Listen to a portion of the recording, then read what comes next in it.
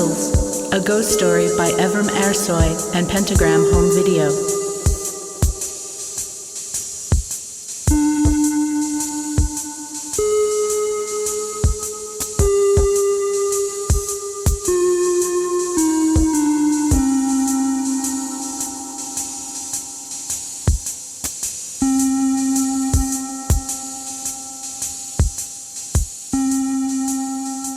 Each subsequent time I return to Istanbul, the place I was born, I find myself struck further and further with melancholy.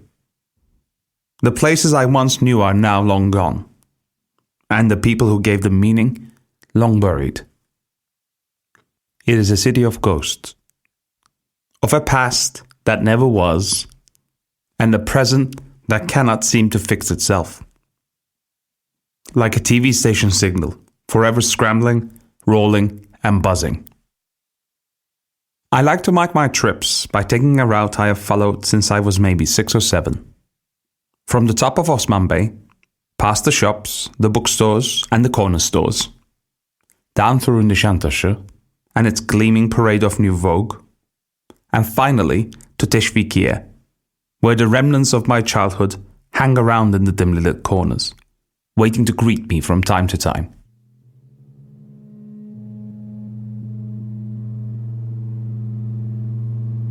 And, of course, inevitably, with each wary step, I remember my own history.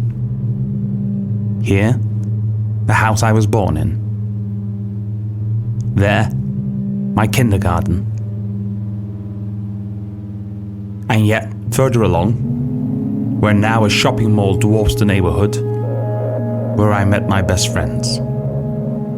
The record goes on. A veritable shopping list of memories. Often, my walks are done as the day turns to night. The most beautiful time for such an ancient city. Its faults, flaws, cracks, all glazed over with the dying light. And as I reach the bottom of the hill, night comes on. Dark, mysterious, alluring, frightening. Passing by the black windows of my history, I see figures moving behind each one. And slowly, a sense of dread creeps up upon my spine. These figures, perhaps friends, perhaps sirens, hide behind where light cannot reach them, and remind me of the stories that we all shared.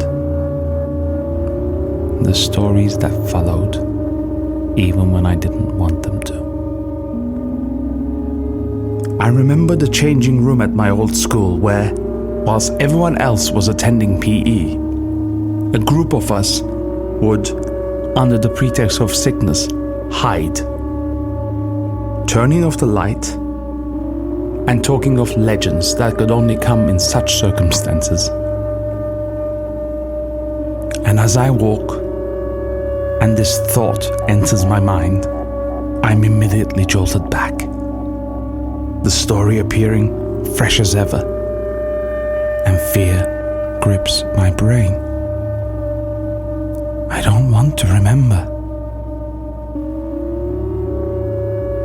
The Sight Unseen.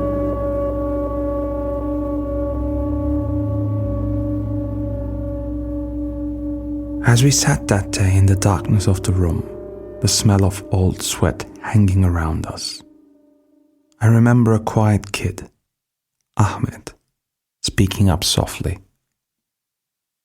telling of a story he swore was true. It had happened to his brother, Can. Can had left home to attend university in Eskişehir, another ancient city not too far from Istanbul, where the winters are brutal and the summers too hot. He'd been staying at the student dorms and had established a routine to beat the crowds at the showers. He would wake up an hour earlier than most other students and head down. He liked to take his time to shave, to enjoy the silence that surrounded him, He'd even made acquaintances with the orderly who took care of the place. A big, jolly man who sat at a desk at the entrance and greeted them with a nod each morning. One morning, Jan woke up even earlier. He remembers thinking it strange, saying it felt as if a hand had touched his shoulder, told him to wake up, and immediately he was awake. The cold of the room, the darkness still present for a few more hours. His first instinct was to try to go back to sleep. And yet, whatever attempts he made failed.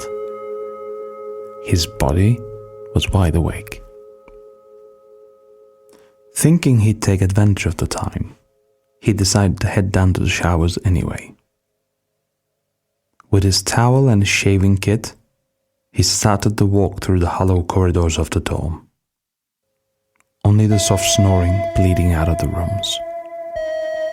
He enjoyed the semi-silence, the gentle slumber of the night. He was surprised when he arrived at the entrance to find a stranger sitting behind the desk rather than his usual friend. The stranger, who also looked surprised, nodded at him anyway as he walked past. The boy remembered thinking the man looked pale in a way that made no sense, like an absence of any color, like life never having inhabited the body. And yet, on he went, routine weighing heavier than unexpected surprise. And as he walked deeper into the shower complex, towards the changing rooms, yet another shock. Laughter.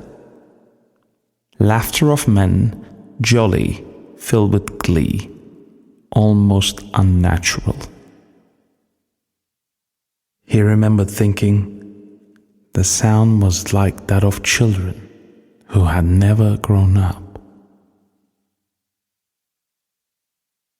He waited outside the door to the changing rooms for a full minute, unsure if he wanted to interrupt the merrymaking. Something in his entire being told him to stay away. And yet, routine wore him on, and so he continued.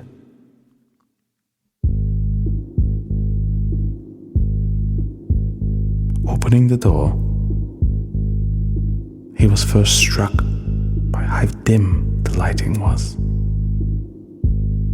And as he walked in, he realized the laughter had almost stopped. He could just about make the eyes of the man in the middle of the room turn on him. And as his sight adjusted, he could make out their shapes. Thin, unnaturally thin, in their underwear,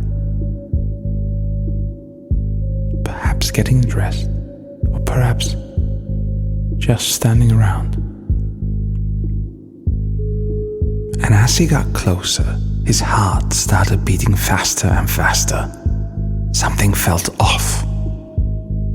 And just as he got to the middle of the room, he realized what it was, and his entire body froze.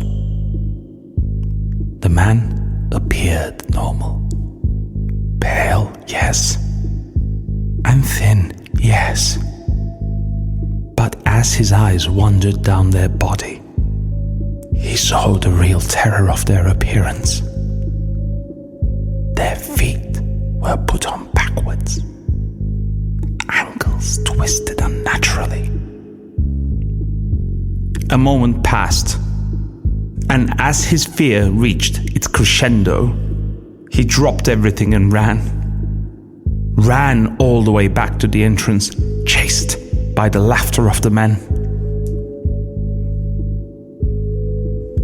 He must have looked a fearful sight, for when he got to the exit, The orderly stood up. John could not talk, only mumble. He leaned on the desk and tried to explain what he saw. The man listened for a second, and then he said, "I thought it was odd to see you this morning. Don't you know this place belongs to the jinn before dawn?" Jan backed away, terrified. "They come to wash every night," the man said. "And I come to make sure they return." And as he stepped out from behind his desk, his feet backwards, Jan fainted dead away.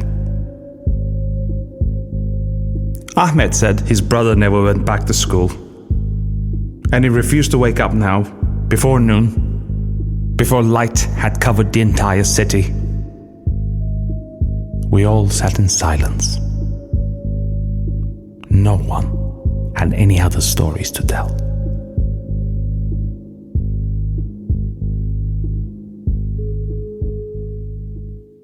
The shock of remembering this moment made me stop on my route for a second. I pretended to look into the shop windows, to avoid others' gaze.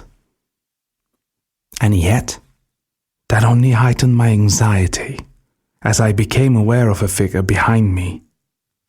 And for whatever it was worth, I could not bring myself to look down at its feet. I walked fast towards the bottom of Nishantashire and thought of how angry my father had been once I told him of the story we'd shared. He hated the supernatural, viciously so, and was unapologetic in his punishment. Sent to my room without dinner for the night, I tried to understand his anger. Only later, much later, I would realize that what I thought had been anger was, in fact, fear.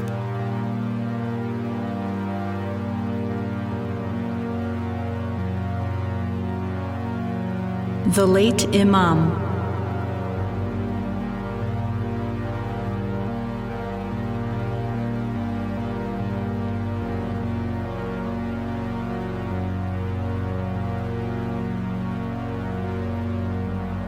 My father took business trips often, which meant that my mother and I were left alone, and I found in her a kindred spirit. Inclined towards the arts, full of joy and laughter, she became a friend as well as a parent. A couple of weeks after my punishment, we were once again alone, and I found myself questioning my father's behavior. She stopped whatever it was she'd been doing and gave me a curious look. "This," she said gently, "cannot be repeated." I nodded. My father, when he'd been 18, was a communist, just like my mother and hundreds upon thousands in Turkey at the time. And he was living with a number of his friends from the party.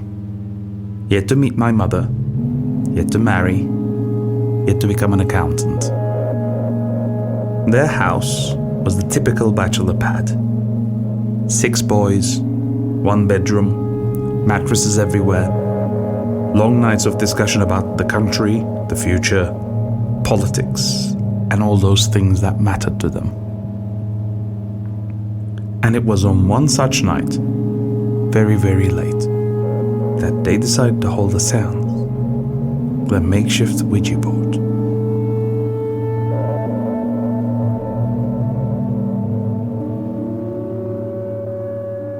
No one remembered who first suggested it, only that suddenly they'd all agreed, as if it had been the one thing they'd all wanted to do, but couldn't find the words to put it forth. And it took him a while to make a Ouija board. Letters cut out of papers. A tea glass for a makeshift pointer. They fashioned it on the floor, turned off the light, put on the candles they kept for emergencies, and started fooling around. At first, it seemed the only spirits that visited were hijinks. Boys being boys, they messed around. They moved the pointer, loudly shouted at each other, and soon were getting bored of the whole thing. And then the pointer spelled out a name. A-Y-S-E.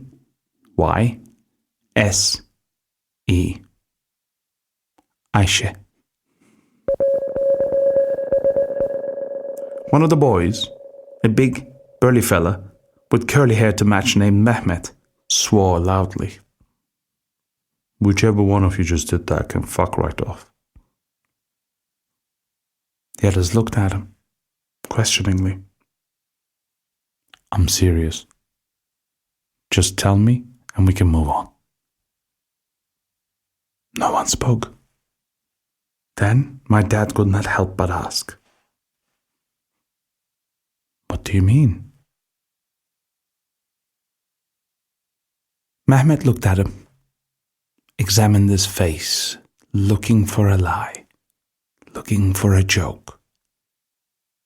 Finding none, he dropped his head and mumbled.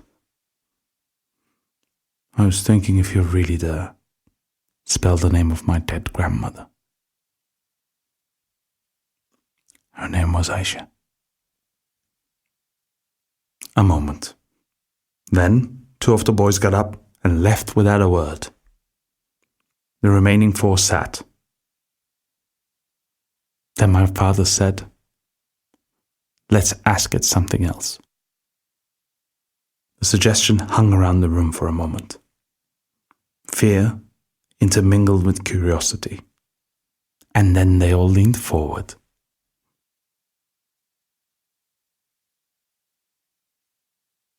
First, my father asked the board who it was. H-A-S-A-N. Hassan, it spelt. They all looked at each other. They were speaking now with the board, and for the next hour they heard the story of Hassan, a trainee imam in a small village outside of Istanbul who died. Hassan spoke of his past, but as the story got deeper, he started spelling out weird words and the air grew heavy. My dad said, let's stop. But the board would not stop talking. And as their fear grew, my dad moved to break the whole thing physically. And the board spelled out one last word. A-C-C-I-D-E-N-T.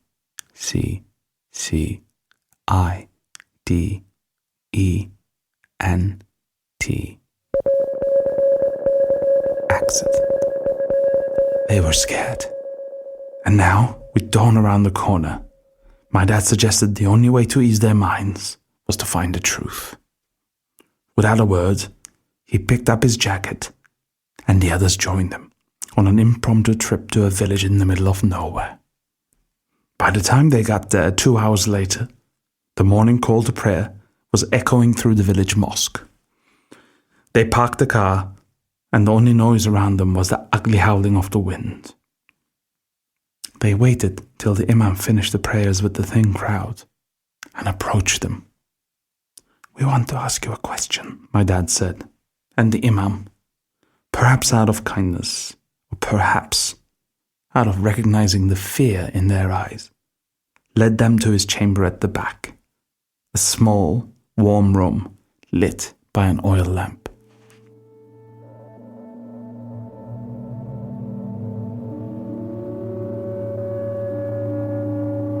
He heard their question and for a moment looked shocked.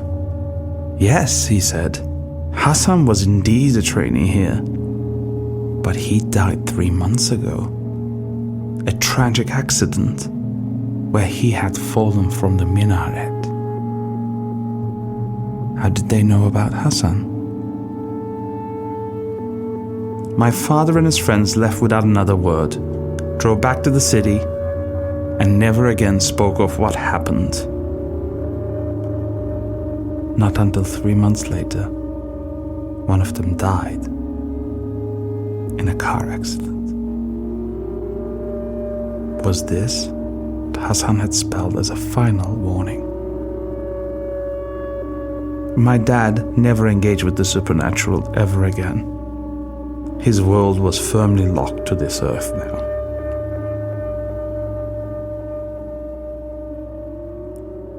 I remembered, as my mother finished the story, she regarded me weirdly. I think maybe she was waiting to see my reaction. I nodded, and never again brought home any of my own demons.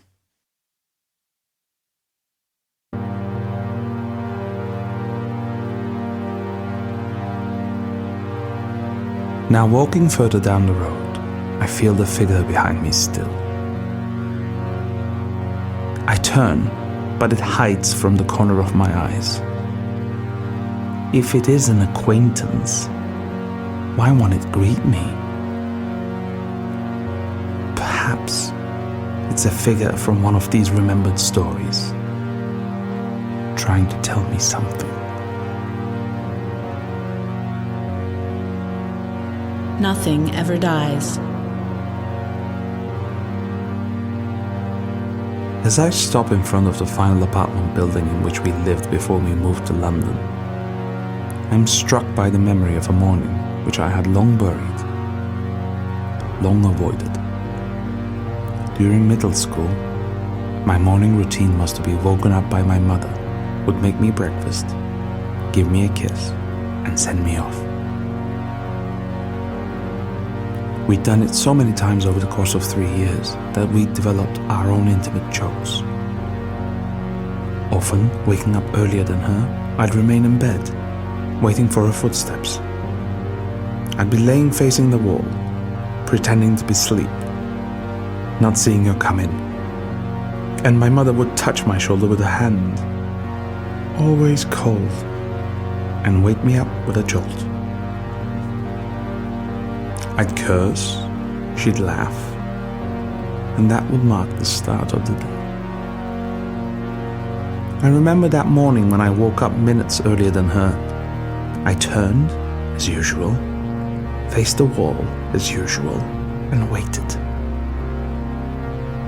And I remember hearing her footstep, and then a moment later, a cold hand, unnaturally cold, and my name whispered, Evrim.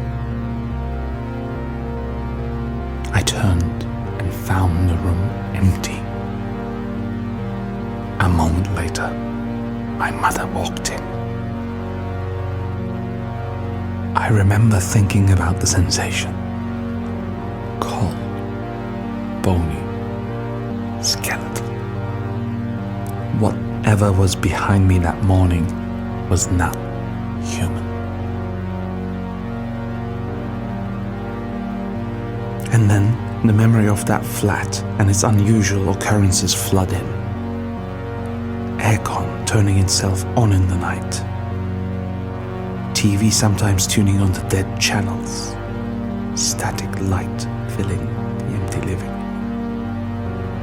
And finally, that day when alone in the flat, I was in the bathroom, washing my hands, and turned to open the door when the handle went up and down, as if someone wanting to come in. I remember quickly opening the door, only to find the empty stillness. Something else had lived with us in that place for a long time. I am now back in my grandmother's old flat, back at the top of my route. It's nearly 3 a.m. I know the figure followed me back. It stands on the other side of the road, watching. I realize now it is something from the old days, something I left behind when I moved away. But just like I'd been looking for my memories all these years, it had been looking for me. I'm frightened, but also intrigued. In a minute, I'm going to walk over to the door and press the buzzer. I know it will hear it. I know it will come in. And then I'll wait by the door, wait for the empty elevator to reach the 3rd floor. I will open the door and I will invite it in. For nothing ever dies, especially in a city of ghosts.